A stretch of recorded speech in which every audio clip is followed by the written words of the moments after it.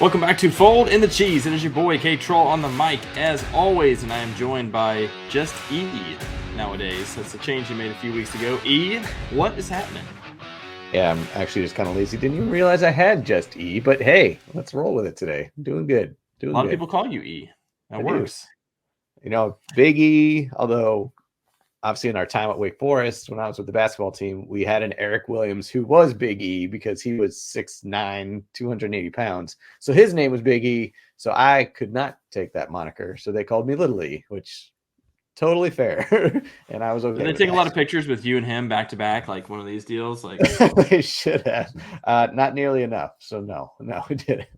Have you seen the? Obviously, you've seen these pictures, but I'm more talking to the listener. If you haven't seen the pictures of Muggsy Bogues, where he's like with, I don't know if it's like an all-star team, I think maybe in the NBA, fantastic, or maybe just like the starting lineup for the Hornets or whatever. Like it's fantastic. Well, I just love even more recently when they would just show Yao Ming with other people. It's just like, holy crap, because he was what, like 7'4", 7'3", 7'6", 7'7". I don't know. I thought he was 7'7". He's like 8 feet tall, I think. He's like 9.5 feet tall. He could just be at eye level with the rim. Whatever happened to Yao Ming? I feel like he was a great player. I feel like he didn't play as long as I would have thought he would have. But I guess when you're that tall, it's hard on the body, man. Your body just breaks, man. You just can't. I think you just can't with a body like that. Your knees, people like that, like their shins break when they just like run. And you're like, okay, yeah, my shin broke. I just blew a shin, and you're like, oh my god. But your shin bone's also like longer than my body, so true. I get it. But did you hear a recent interview with Shaq? How he was saying when he was, and I know this was towards the end of his career when he was with the Celtics, but he's saying he was getting up to 415 pounds. Jeez, like that's a big. While he was playing, yeah, 415 pounds. Good Lord. Good luck trying to move that person off the block. Like, good luck moving him anywhere. That is substantial weight. He is a big man. And, you know, when he came into the league, it's not like he was small, but if you look at his rookie year compared to, like, the height and maybe just, like, a couple years past his prime, it's night and day, just the physique and the stature. And so I know this is a football podcast. We're talking about basketball. Victor Wembanyama, it's going to be interesting to see if they can get some meat on his bones. Because right now he turns into a 400-pounder at some point. That'd be amazing. That of all just pure muscle. Just watch out. Watch out. What do you think of Wemby so far? Good. I don't think he's like the savior, the next best player ever. I think he's very good. You know, he's still young and raw. He's got a long way to go, but to come in at 19 and do what he's doing so far is great. You know, he's after 18 and about 8 or 9 rebounds, couple blocks, shooting threes, but long way to go. I mean, someone said before you start comparing him to LeBron and MJ as the GOATs, he's still got to be the GOAT of his franchise. Good luck passing Tim Duncan. So good luck passing Tim Duncan. That's right. And before you get to Tim Duncan, you got to pass David Robinson. I mean, it's funny that they're all centers. That's just for big men. Just for big men. Excuse me, my you dog. Also got Tony Parker, Manu Ginobili. Those Spurs teams are pretty baller. Yeah. Robert Horry. Robert Horry he was on every championship team in the 90s. He does not have all the most rings. Because that goes to Bill. No, it's not Bill Russell. Someone has 11. One of those Celtics players. Yeah, it's Bill Russell. Because he also had 2 in college. He had he went to San Francisco, which is like a no-name pop quiz. San Francisco. Yeah, no-name basketball school. Won a title or 2 there, and then went to the Celtics. And they won 9 out of 11 years. I mean, that is insane. Actually, insane. You don't see it on my wall, but I do have a signed picture of Bill Russell. And it's a great picture because it's not of him dunking or anything or offense. It's actually of Wilt Chamberlain going for a shot over him, but he's blocking it. And one of my favorite stories about Bill Russell is that he said he always wanted to guard the best guy. And he said early on in the games, he would kind of let the offensive player get into a mini bit of a rhythm. So he's feeling confident and go. And then he's like, then I just took it away the rest of the game. And it was the best. Shut him down. Yeah. And he's like, now you can't do anything because I'm just taking that away. They're probably more frustrating because you're like, nah, I'm going to have a good game. And all of a sudden just completely crushed. If you start out getting crushed, you'd be like, okay, I got to find a way around this or whatever. Mm-hmm. So you're the whole game you're trying something no, I different. had success. I can keep coming back to that. Nope. I'm going to take it away. Last thing I'll say about basketball is when I played NBA Street all the time back in the day, I always as I customized my avatar, I always ended up with a Bill Russell jersey. That was like, I don't know why, I just liked it. That was pretty sick. Okay, nice. So whatever. When I would play NBA 2K, my player was always a guard because got to be realistic, right? Little But E, obviously. He was highest at dunk. He was the best. It was the best. He spit up your Who's water the guard bottle. with 99 dunking? He's 5'7", 99 dunking. I made it realistic, 5'9", so 5'9". Fair. Okay. Well, there was some football this weekend, and it's Thanksgiving as well. Obviously, 3 games on Thanksgiving, 1 game on Friday, which I actually forgot about. Believe it or not, right. I didn't watch that. Completely forgot that happened. I had family in town, and would have been great to watch it, but we were watching college games instead. And then a bunch of stuff on Sunday as well. Big takeaways from you from a fantasy standpoint? Anything that stuck out? I feel bad for our buddy Drader because, first of all, in our league, he drafted Joe Burrow, who obviously was up and down all year, then gets hurt for the year. And so I'm playing him this past week. And so he had to pick up a new quarterback, and he picked up Josh Dobbs, which had been looking good because in his first 3 3 games with the Vikes, he's getting like 25, 28 points a game. And so we both were having off weeks. He needed Dobbs to get him 25, which is not unheard of. As I said, he had 3 or 4 games above 25 this season already. and I told myself I was not going to watch the game because I get too stressed when it comes down to the Monday night game and whether or not you can win a matchup. So I told myself, don't watch the game. It's just going to piss you off. So don't. So he texted me at halftime. He goes, all I see is dear Lord in the preview. I'm like, oh God, that could be a good or bad thing for me. I don't know. So then I look at the rest of the text. Dear Lord, Josh Dobbs has negative points for me at halftime. I'm like, he had like, so we've all been singing his praises, and it's been an awesome story and all of that. And he's looked pretty good on the field at times, but he also apparently he's got like 8 turnovers in 4 games with the Vikings. Like, woof! I thought he came in there and looked pretty good and like won him a game or 2, and you're like, this thing's for real. But like, no, actually, he's getting murdered and throwing picks left and right. So he's 2-2 with the Vikes now, and I'm looking at ESPN. It says the headlines: Vikings head coach, we're going to use a quarterback that can utilize Justin Jefferson the best. It's like, you're going to give it to Jalen anyway. Come on. Come on. Yeah. Well, they might do Nick Mullins. Who knows? Nick Mullins is like a YOLO bomber. He is just like, who he reminds me of is Taylor Heineke. Oh, Taylor Heineke. Yeah, I was going to say, obviously Ryan Fitzpatrick is like the ultimate YOLO bomber. He was the original YOLO bomber. Then Jameis Winston came in, and he followed Ryan Fitzpatrick's YOLO bombing. And then I think Taylor Heineke followed his YOLO bombing, and Nick Mullins is kind of in the same vein in my mind. He had that 1 year in San Francisco where like, this kid could be the future. He just completely fell off the map. And then Nate Sudfeld took over, and CJ Beathard got in there at one point. Like, it was nasty. It was gross in San Fran for a couple of years with quarterback play, but you should have just kept Kaepernick. Let's just be honest. Turns out he was totally fine. Totally fine. Anyway. But anyway, so it could be Nick Mullins. I don't know. It could be Jaron Hall, the rookie. He's out of concussion protocol. Maybe it could be him. I don't know. Who knows in Minnesota? But it's important because Justin Jefferson should be coming back this week, I think. Yeah. And so someone's got to get him the ball. Now, is he good enough that literally any quarterback should be able to get him the ball? Yes. But we saw Jamar Chase take a bit of a step back with Jake Browning. He got a couple of passes. I think a few of those were tipped, actually. Like, that weren't actually great passes to him, but I don't know. What do you expect out of Jefferson the rest of the way? I mean, I think it's unfortunately he too will take a step back. How can you not when you're not playing? Kirk Cousins is kind of the perfect quarterback for him. He's not flashy. He's not a runner. He's just the perfect prototypical pocket passer who's got a decent arm strength, can get him there. Good accuracy. So Kirk Cousins is definitely his guy. So unfortunately, with wild cards like a Josh Dobbs or Nate Sudfeld, even though it's not Nate Sudfeld,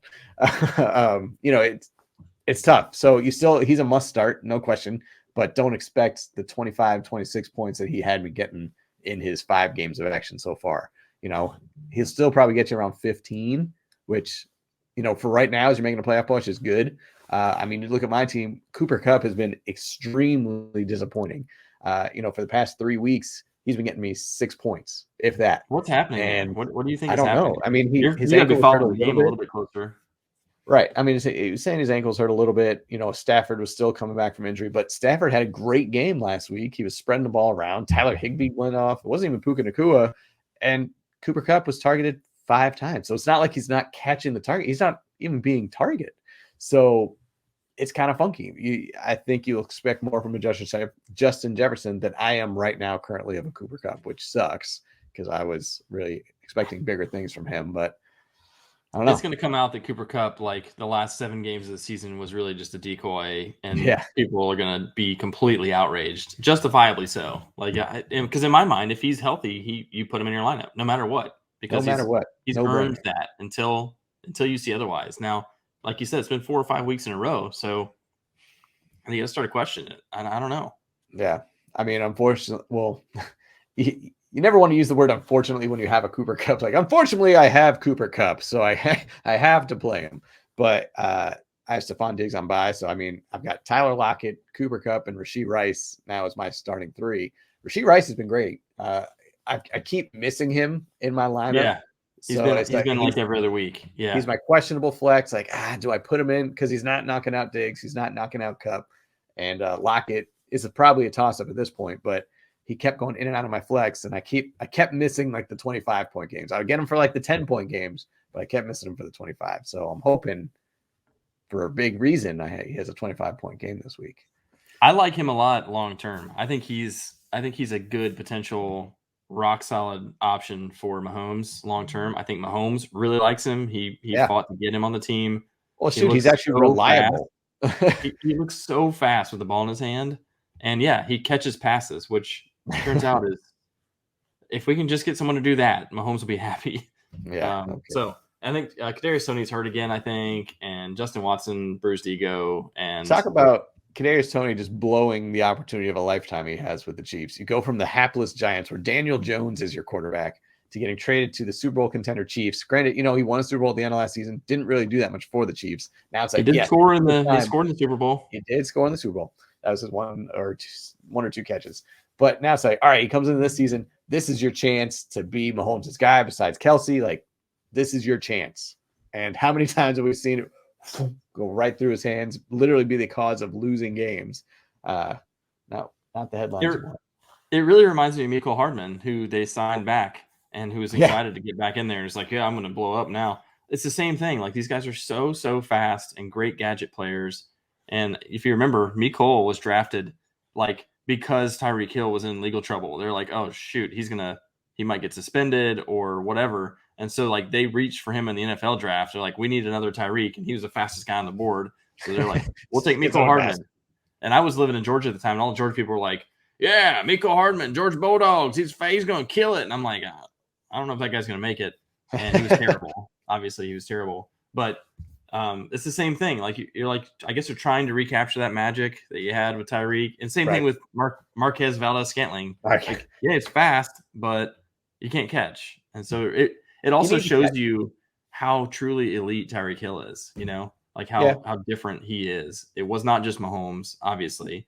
He's killing people in Miami. So what a stud. Kind of reminds me of Orlando Jones in The Replacements. Super fast. Yes. Couldn't catch. What was his name? I'm currently throw that stickum on him. Clifford Franklin. Yes. Throw the stickum on him. Tried to spike the ball and it stuck to his hand. It looks like he jacked off a donkey or something. Yes. Or a walrus, maybe? I forget. It's something big. Some big animal. Something ludicrous, but yes. Yeah. Okay. Good movie, by the way. How did we get there? But yes, I know we're talking a little bit about free agents and kind of like that. Big week. You and I are facing off once again. We faced off week 2. That was kind of a little muted. We didn't even kind of realize it in week 2. Like, oh, we're playing each other this week. But this week, it's a big one. I fortunately have just by beating Drado last week clinched the playoff spot, so I'm good. But I'm still kind of fighting for a bye in the first round. So I'm currently sitting at 3rd, a game within a bye. So I'm fighting for that. Kemp, you are fighting for your playoff life. And I know you're shaking your head, but the run you have had, you've won 4 of 5. You were 1-6. Is that what you were? And to come to sniffing a playoff spot is pretty good. So it's a big week. It's a big week, my man. It is a big week. I've got a huge dagger, though. I'm so bummed this morning because Jonathan Taylor apparently is getting thumb surgery and is going to miss what they say is 2 or 3 weeks. It could be the rest of the fantasy season. I don't know, but I was really counting on him because I've got Josh Jacobs on a bye this week. So I've had Yeah. Taylor, Jacobs, and Eckler as like a rock solid 3 running backs. Eckler has actually Such a not been great. ridiculous three-headed monster. It's a ridiculous 3-headed monster, right? And so everyone in the league is like, and even Ricky's telling me, he's like, oh, Ethan and I are texting, like, don't want to see Kemp in the playoffs. Like, you Yeah. don't want to see this team in the playoffs because I've also got CJ Stroud and Tank Dell and Devontae Smith and Josh Downs, who's been a PPR machine. So, like, and Dalton Kincaid at tight end. Like, this is a good team. And now it's like, number one, I need a couple of kind of miracle situations to happen to get in the playoffs. Although I've been in You a need some hot run help. here. You don't control your own I destiny. don't control my own destiny. I've got to jump a couple people still. And one of them I feel like I can jump. The other one I'm not sure. I think I'm in 8th place right now. I need to get to 6th. But without Jonathan Taylor, I've got to start Samaje Perine this week because your bitch ass went and picked up Zach Moss. You mean my smart ass? Smart bitch ass is what you are. And so Yeah, now I'm going to start Samaje Perine, and he's projected at 5 points. And granted, I could still beat you because you've got Josh Allen and Stephon Diggs on a bye, which is extremely helpful. But I'm scraping it together right now. This is definitely the week to play me. And speaking of BS, I was fortunate to get Zach Moss because I had the number 1 waiver priority. And I don't know if I've accidentally done this the past few years or since. Granted, it's getting long now, so I can't really tout this. So I won the league, I want to say 7 years ago. Jesus, it's been a while. But that year, I held the waiver priority for the longest time because I'm like, there's going to be a late season something that's going to happen. And that happened to me that year. And I was able to pick up, I think it was like D'Angelo Williams, who became the huge, massive starter for the Steelers. When he's with the Steelers, right? Killing it. Yeah. So I was able to get him. And ever since then, I was like, you know what? Towards the end of the year, I want to hold my waiver priority just so I for whatever freak things. And so late afternoon, I saw the Jonathan Taylor news. So I'm like, ooh, I think Kemp dropped Zach Moss. He might be available. And so I saw it and I looked at my waiver priority, which was 1. I was like, this is why I've held on to it for so long. I'm not saying he's going to be the reason like I win this week or push me into the championship, but it's just like those small little things I always just kind of like to hold on. What are your thoughts on that? I personally like to hold on to a high waiver priority later into the year. What are your thoughts? Yeah, I mean, I'm kind of like a win every week type of person. So that also fits my mentality in life in general, which is like a YOLO right now, present moment type of person. So yeah, I think that's very smart if you can afford to do that. But I'm going to jump on a player if I need one or if I see one that I really like, no matter what. And so I think what you're saying is you're calibrating what type of player, like you value that number 1 priority pick differently than I have. You know, I think there's a ton of validity to what you're doing, and obviously it pays off for you when there's a big splash at the end of the year. If there's not one of those, you've held it for nothing. Right. That's kind of my mentality too. It's like hold on your timeouts when you're going into it's like keeping your timeouts. But I don't know. It's not wrong that like almost every year something happens kind of around this time. It's like, oh snap! Like got to get somebody. Yeah. The only thing I will say is, and you and I have talked about this a lot. There are times where we're looking at the waivers each week, and it's like, man, but who do I drop? Like I don't want to drop X, Y, or Z because I think they have a spot on my team. And so I think that's how I was looking at it this year. I'm not saying my team has the best depth, but I'm looking at the pieces available. I'm like, do I really want to give up my waiver priority for this guy who might play this week? And then that's all he would play for me. Like, yeah. So you really need like a multi-week injury or a season-ending injury, really. Right. And I think what that reminds me of more than anything is the debate about handcuffs. Which players do you handcuff, and how important is it to have a handcuff? And I've typically been a handcuff fan. I typically have, but the bye weeks, we've only got 5 players on our bench, which is a short bench, and the bye weeks will kill you if you have a bunch of handcuffs that aren't going to play for you anyway. They're just taking up spot. The worst part for you is like you've had Zach Moss on your bench for most of the year because of what's going on with Jonathan Taylor early in the season. And I just keep remembering, and this is why you're kind of in a tough part of why you're making this late push now is earlier in the season, you got off to a slower start. Obviously your stars weren't doing well. And we kept missing Zach Moss. Like you had him on your bench when he would go up for like 20 or something. It's like, but he wasn't there yet. Like I totally understand like why you didn't have him starting because he wasn't there. And so you held him for so long, and then finally like you had to get rid of him because then Jonathan Taylor clearly took over. He was Moss was only getting a few touches a game, and then of course this craziness happens, and then you lose him. So that is Yeah. So I will say, like, here's who I had on my bench and why I had to get rid of Zach Moss at some point. It was a couple weeks ago. Yeah. And it was so clear that Jonathan Taylor was taking over and Moss was not going Oh to do yeah, anything.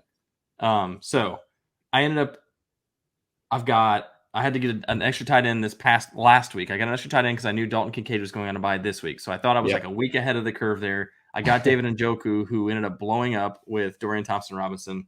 He's had 2 really good weeks in a row. So now I'm like, good. My tight end position is locked down for this week. I was ahead of the game. All right. So I'm playing that well. I just picked up Roschon Johnson this week because I missed Zach Moss, but I ended up with Josh Downs being injured. Had him kind of sitting on there. Christian Watson, I've hung on to him all season. Of course, he goes off for 20 points, but he's on my bench doing nothing. So I've got Dalton Kincaid and David Njoku. I've got Josh Jacobs, Jonathan Taylor. Now I had to pick up Samaje Perine. I had Hollywood Brown, who showed life this past week with Kyler. I've been kind of hanging on to him until Kyler came back. The connection last week or last year. There's no one I can get rid of that I would be like, I need to have a handcuff instead. You know what I mean? And that's what we've been talking about. That's in my mind, it was kind of like not worth it. The other side of the argument is you have to know that if your guy goes down, number one, there will be a very clear handcuff that will take over, and number two, that guy will be good.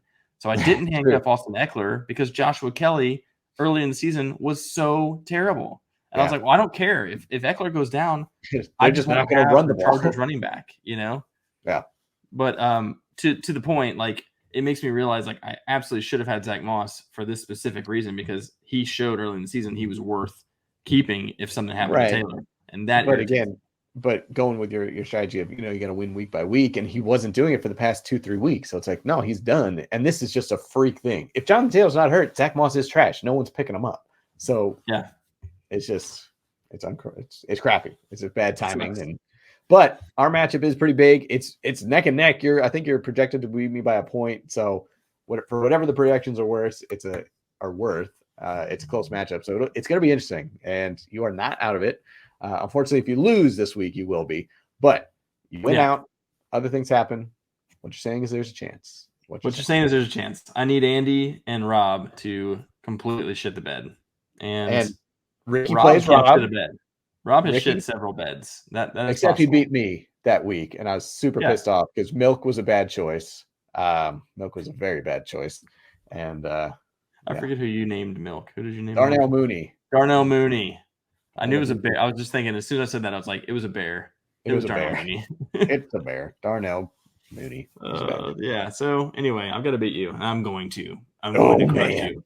I'm going to be the best 7th place team ever. I will storm through the consolation bracket and crush it. At the end of the season, I'm going to pick up Joe Burrow. I'm going to pick up all these people who are out there. Like, look at his team. How did he know? Look back historically at your team. You're like, oh my God. He had Tom Brady. Was that the year that he went off and he was retired? Wait a second. He was retired that year. What? I don't get that, but whatever, man. You should have won. No, it was definitely that year because he had him on his roster. Wild 2 weeks coming up in my neighborhood league. I need to win this week. I'll just quickly tell this story because we're talking about waivers. So I'm 6-6, currently sitting in 5th place. 6 teams get in, and I need a big week. I'm playing against my buddy Jason, who is a friend of the podcast. He crushed me the first time we played by like 50. I either get crushed or crushed. There's no you guys don't have close matchups. It's bizarre. So anyway, playing Jason. Luckily in our league, in our neighborhood league, he has Josh Allen, so he's on bye. So yesterday I was looking at his team just to see the matchup. I was like, wait, he doesn't have any other quarterbacks. So I was looking, I was like, he has no backup quarterback. So I hop on waivers. I pick up 2 quarterbacks just to hopefully, I picked up Sam Howell and Matt Stafford just to hopefully block him. Totally worked. I got both of those quarterbacks. He ends up having to pick up Jordan Love. Against, did he message you being like, you SOB? It's his own fault. He has not, but maybe he wanted Jordan Love all along. If he thinks he's good going with Jordan Love, he's got nothing coming. Kansas City's defense is no joke. So I hope the strategy pays off. I'm actually going to play Howell because in that league I had Joe Burrow, so I played Dobbs last week. He's on bye anyway. So I'm going with Howell. So maybe it'll be a good pickup anyway. Right? Best of luck. Best of luck to that. I think Howell could have a good week. Well, actually, and I have Zach Moss in that league too. I held on to him because I I don't know. We have a lot more bench spots in that league. So I was like, he's fine. But I almost dropped him to make these shrewd quarterback moves. But then I saw the news. So I'm like, nope. Boom, can't drop him. I had Khalil Shakir ended up dropping, who has been like really pretty good. And I was thinking maybe he could be like a late season darling kind of thing. Yeah. So he was like the only speculative player that I had on my bench that I didn't expect to start at any given time. Yeah. Otherwise, everyone has been kind of like plug-in, based on waivers and matchups and whatever. Speaking of Shakir and Milk, that week I was looking at Shakir, but I was like, I already have Diggs. Like, I can't play 2 Bills wide receivers. I'm not going to pick up Shakir. I'll play with Milk. Turns out Shakir had like 11 points that week. I would have been winning, but oh well. Milk was a bad winning. Milk was a bad choice. He's been a solid player. Yes. So we have a couple more minutes before we had to sign off. Wanted to pick your brain real quick with our Dynasty League. Again, I know we had one episode a few weeks back where we talked about Dynasty. This is something new for both of us. You and I are in completely different modes right now. So I am currently in last place, which is wonderful. And you are top 3, fighting for playoff positioning, going for top points overall. So completely different. And so obviously with the Dynasty League, you keep your roster forever. There's no redrafting at each season. All you're drafting for is rookies in each consecutive year. So much different format, way different strategy. I'm still figuring it out clearly.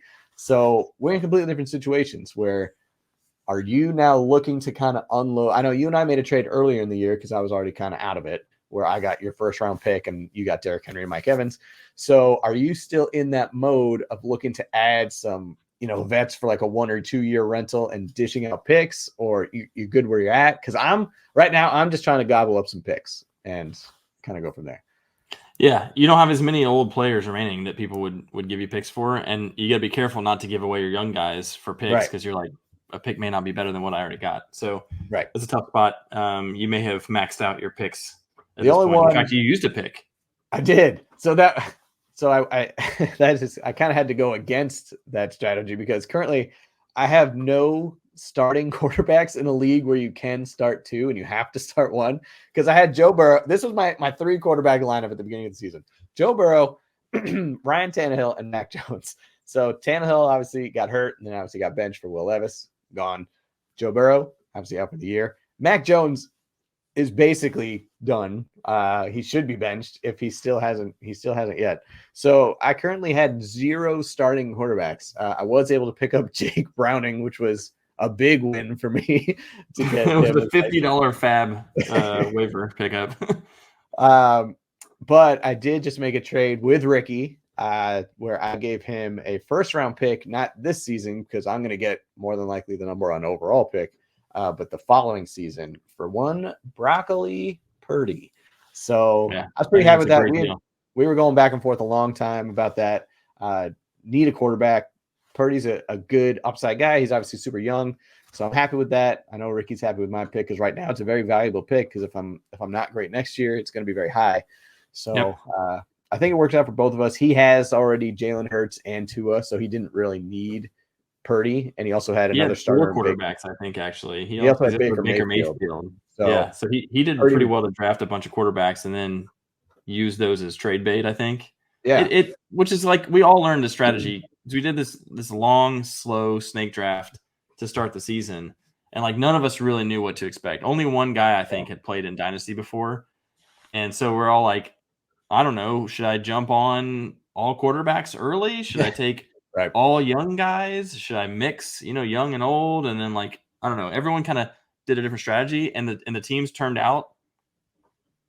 It mattered a lot. I'll just say it mattered a lot, because you drafted almost every player that was relevant in the league. Oh yeah.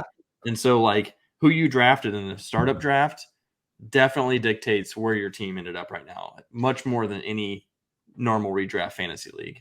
Right. And as we talked about in the Dynasty episode, like I wasn't sure what strategy. I kind of bailed on one like halfway through the draft, and you can tell. So I didn't really know what to do. So, and that's clearly showing. My team's had a great week this past week, though. 160. This 1 week was awesome. It was great. To go back and answer your question, I'm not completely done trying to add to my team. I would love to level up my tight end. I've got Evan Ingram, who's actually tight end 7 on the year in this league. Yeah, so solid. Not a problem at all, but I wouldn't hate upgrading. And so if I can find the right kind of a deal, I am willing to give some future picks away. I did just get a first rounder back for this year, so I'm actually back in the first round, and Back it's in a the first better round. first rounder than I was going to have. So I'm excited about that and thinking about who I could get there. Yeah. But I don't know. I'm that's the one spot where I feel like if I can get a better player at tight end, I'll do it. Because otherwise, my team is pretty loaded. Yeah. Pretty I loaded. Like, to the do. point where I have 3 or 4 guys every week that I'm like, should I start them or I mean, people like Amari Cooper and Hollywood Brown, and I've had Najee Harris on my bench several weeks, and all 3 of those guys on my bench several weeks, because I just got too many other good options. Hey, if you want to upgrade a tight end, I just got Brock Wright. So you are going for the all Brock team, which I'm I think going for is all a Brock. smart move. If I have the number 1 overall pick, Brock Bowers. Here it comes. Brock Bowers, done. Brock Bowers. I can't wait to draft him with Trader's 3rd or 4th pick. It's gonna be right in that wheelhouse. You're gonna have Lose your mind. There. Yeah. I'm gonna milk you for all of your draft picks to trade for that one. That's fine. I'll give you every pick I have remaining. I'll give you every pick for the next 3 years for that. So yeah, it's coming down to the wire. Fantasy playoffs coming soon. So obviously you and I have this big matchup in our league. Dynasty, you're looking good. Only 2 more weeks there, and you'll be battling for that top spot. So a lot still left to play for, even for me in the toilet bowl in our dynasty. I'm still looking to, meet for picks and stuff like that. So still a lot of moves can be made. And obviously in our league, you got some help you're going to be needing, but very possible. Anything is possible. Just ask Kevin Garnett. So until next time, keep on folding. Hold it.